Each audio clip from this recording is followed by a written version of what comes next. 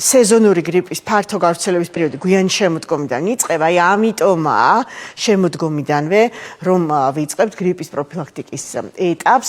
ნუ სეზონური გრიპის საწინააღმდეგო ვაქცინაცია, რასაც გულისხმობს, ხო? გრიპის გრიპის პირდაპირ პროფილაქტიკის ერთადერთი და ეფექტიანი საშუალება არის სწორედ ვაქცინაცია, რადგან გრიპის ვირუსებს ცვალებადობის მაღალი უნარი გააჩნიათ, შესაბამისად ამიტომაა ყოველწლიურად, რომ ცვლიან სეზონური ვაქცინის შემადგენლობას. გრიპის ვირუსების აქტიური ცირკულაციის დაწყებამდე ვაქცინაცია ტარდება ყოველწლიურად. მე ყოველთვის მზად ვარ, ჩვენი გადაცემა და ჩვენი პლატფორმა სწორედ ამ სეზონზე აქტიურად ამეცნებდეს ჩვენს მაყურებელს, რატომ არის და ვისთვის არის საჭირო ვაქცინაცია ვირუსული გრიპის სეზონის დაწყების წინ. ზურაბ ალხანიშვილი, საქართველოს საზოგადოებრივი ჯანმრთელობის და კეთილდღეობის ასოციაციის პრეზიდენტი, მინდა რომ მოვიწვიოთ ჩვენს გადაცემაში. გამარჯობა, მადლობა რომ შემოგვიერთდით. მადლობა რომ ამ საკითხზე საუბრობთ. ხო, საუბრობთ, იმიტომ რომ წლიდან წლამდე ჩვენ ხო გვემატება ისეთი მაყურებელი, რომელსაც ჭირდება ამას დამატებით ინფორმაცია, არაფერს ვამბობ რისკ ჯგუფში მყოფ ადამიანებზე, რომლებიც რაღაცა ისხლეტენ ამ ინფორმაციას და არ აწყეს მათაც უთხრათ, რომ თუ უნდათ ხანგრძლივი და ჯანმრთელი ცხოვრება, სამყარო, მეცნიერება შექმნა, ხო, მადლიზა ვაქცინა და შესაძლებელია თავიდან აიცილოთ რთულად მიმდინარე გრიპის პერიოდი. მოგესალმებით კიდევ ერთხელ და თუ შეიძლება რომ პირველ რიგში ავუხსნათ ჩვენს მაყურებელს, ვის ჭირდება გრიპის ვაქცინა ყველაზე მეტად. კეთილი, დრო ცოტა გვაქვს, ამიტომ ალბათ ყველაზე მნიშვნელოვანი მესიჯები რომ გავაჟღეროთ, ხო? თქვენ ახსენეთ, რომ ეს არის მადლიზა შექმნეს ეს ვაქცინა და სხვადასხვა არის ძალიან ძველი ვაქცინა. თითქმის ეს საუკუნეს უახლოვდება, რაც ეს ვაქცინა უკვე შეიქმნა და ეს ვაქცინა პირველ რიგში არის მოწოდებული მაღალი რისკის ჯგუფებისთვის და ვინ არის ეს მაღალი რისკის ჯგუფი? ძირითადად არის პირველ რიგში ესენი არიან ბავშვები.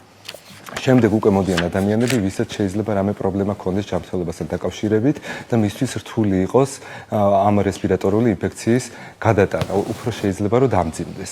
აი ესენი არიან ის ადამიანები, ვინც პირველ რიგში უნდა იყვნენ დაცვის ქვეშ. ამიტომ აქ ყოფთ კიდევ ორ ნაწილად. ამ ადამიანების ნაწილი თავად აიცრება, მაგრამ ნაწილისაც რა არ შეგვიძლია, იმიტომ რომ გრიპის ვაქცინა რეკომენდებულია, მოწოდებული არის 6 თვიდან ზემოთ.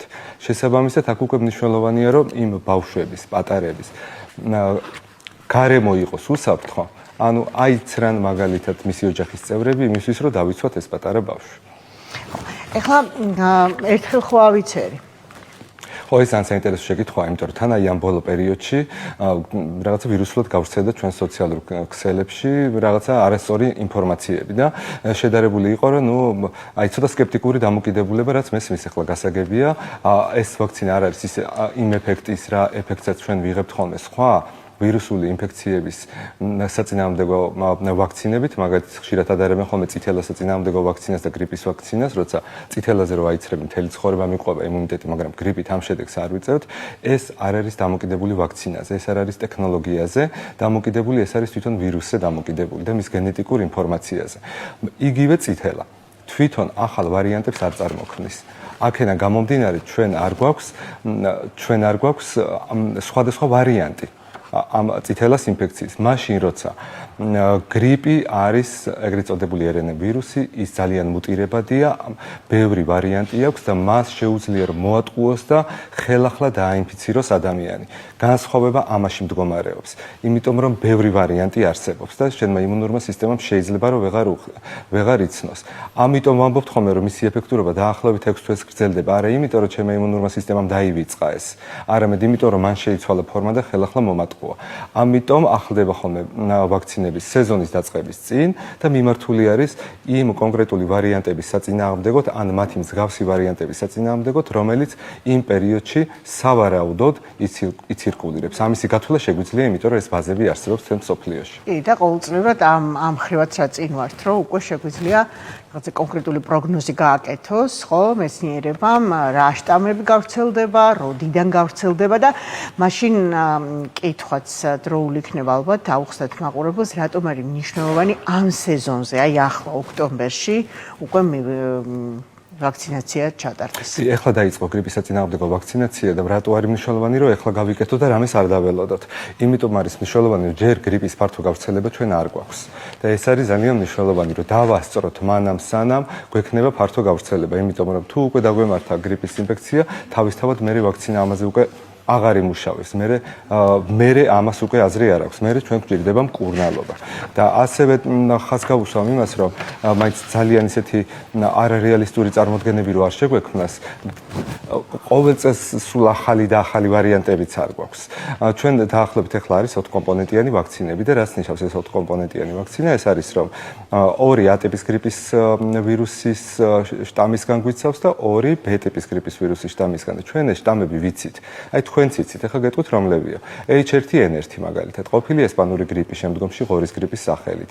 H3N2 ეს 70-იან წლებში იყო დიდი აფეთქება ჰონკონგის გრიპის. ეგენია მაგათი განშტოებები, ასე რომ ვთქვათ, სუბვარიანტები, რომლებიც დღეს ცირკულირებს და ამის შესახებ ინფორმაცია კი ბატონო გვაქვს ხოლმე. იცი რა, პანდემიამ რამდენად გაზარდა ცნობიერება ზოგადად ვაქცინებზე, ვირუსებზე, რას ვაკვირდებით და შესაბამისად თუნდაც სეზონური გრიპის ვაქცინაციის პროცესში აქტიურობა რამდენად გაიზარდა, რამდენადაც მე ვიცი სახელმწიფო, რა თქმა უნდა, ჩვენ ვიაზრებთ კარგად, რომ ჯანმრთელ ადამიანს თუ რაღაცა ფარულად მიმდინარე დაავადება არ გვჭირს მძიმე, შეუძლია ეს გრიპის ვირუსი ჩვეულებრივად დაძლიოს. ხვდება და ვამარცხებთ და ვაგრძელებთ ცხოვრებას, მაგრამ დაავადებულ ადამიანებს განსაკუთრებით მძიმე დაავადებები, ვისაც აქვს ქრონიკული დაავადებები, ჭირდებათ ისინი ცხოვრის ჯგუფში არიან. და ვიცი რომ 200,000-მდე ვაქცინა შეგვაქვს სახელმწიფოს უფასოდ აწვდის მოსახლეობას, ხო, სწორედ ამ ჯგუფის წარმომადგენლებისთვის და ეხლა მინდა ვიკითხო უბრალოდ პანდემიამ, აი ხომ არ ფლობთ ამაზე ინფორმაციას, რამდენად თქვათ გააქტიურა ვაქცინაციის პერიოდში მოსახლეობის მიმართვიანობა რა? შეიძლება უფრო მეტად დავფიქრდით ერთმა ვირუსმა და რა გამოიწვია, ხო? სამყაროს რა უქნა, სულ აგერ რამდენიმე წლის წინ და შესაძლოა უფრო მეტი ადამიანი იკეთებდეს ამის გამო ვაქცინას. ეს მოხდა სინამდვილეში პირიქით.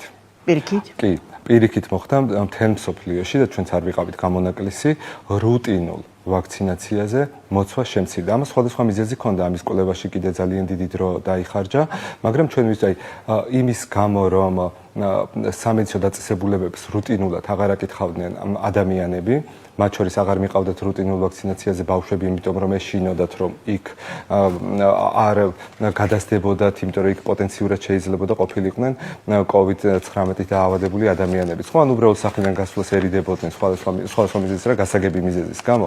ამან მთელ მსოფლიოში შეამცირა ზოგადად პრევენციულ ვაქცინაციაზე მიმართვიანობა და მათ შორის არ იყო გამონაკლისი არც გრიპი. რეალურად COVID-19 საწინააღმდეგო ანტივაქსერულმა კამპანიამაც სერიოზულად დააზიანა, მაგრამ ერთი რაღაცას მინდა რომ ხაზი გავუსვა. მიუხედავად იმისა, რომ ჩვენთან თუნდაც სოციალურ ქსელებში ან თუნდაც საზოგადოების რაღაცა ნაწილში ისე ვრცელდება ინფორმაცია, თითქოს ძალიან ანტივაქსერული განწყობები არის თუნდაც საქართველოში და იგივე გრიპის ვაქცინასთან დაკავშირებით ჩვენც ვახსენეთ, ხო, ეს სკეპტიციზმი ერთგვარი. რიცხვები სხვა რამეს გვეუბნება. საქართველოში რუტინულ ვაქცინაციაზე ყოველთვის ჩვენ მაღალი მიმართვიანობა ჰქონდა. ყოველთვის მაღალი მოცვა ჰქონდა. მას შემდეგ რაც ამ პანდემიის პერიოდმაც გადაიარა, ისევ დაიწყო ზრდა. ქართველი მშობლები, ადამიანები ძალიან გონიერი ადამიანები არიან და მათ შორის გრიპის ვაქცინაც ყოველთვის ძალიან მოთხოვნადი იყო.